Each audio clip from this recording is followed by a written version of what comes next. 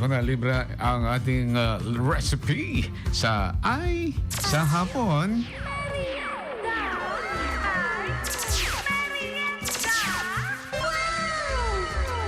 Talagang wow na wow.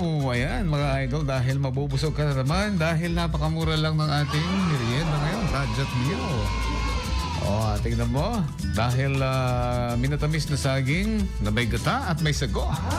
Available lang yan, di ba? Sa kusina natin o kaya sa palengke. O kung wala sa kusina, nasa palengke. Sa kilo ng saging, Mami Tina, at saka si Tita Annalie, Ate Wilma ng Paway. At saka si Fiel ba? Kuya Fiel.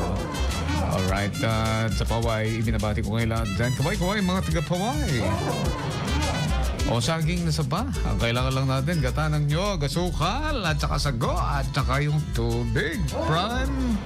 Prime water. Kutsarita ng vanilla, at saka ano pang kailangan natin, yung paglulutuan natin, syempre, dapat meron na. Papakuluan lang natin ang tubig ng sirola, ilagay ang saging at lutuin hanggang sa ito ay lumambot. Pag nalambot na, balatan, hiwain. Ayan, at idagdag na asukal, haluing mabuti hanggang matunaw at maging malapot ang sabaw. Ilagay ang gata at hinaanapoy at haluing palagi ng hindi namumuo-muo.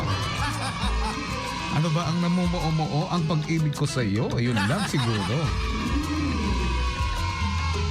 At idagdag na natin itong sago at saka halu-haluin. At lagyan natin ng konting asin, vanilla at kung ano ang gusto mo pang ilagay. Ilagay mo yung kapitbahay ninyong Marites. Pwede rin. Pakuluan ng ilang minuto hanggang sa lumambot. Naamoy mo na. Tawagin mo na si Marites. Kainan na. Ay, merienda.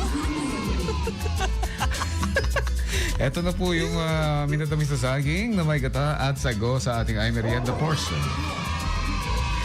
Dito lang yan sa 99.5 IFM, mga Dumong FM. Super yan.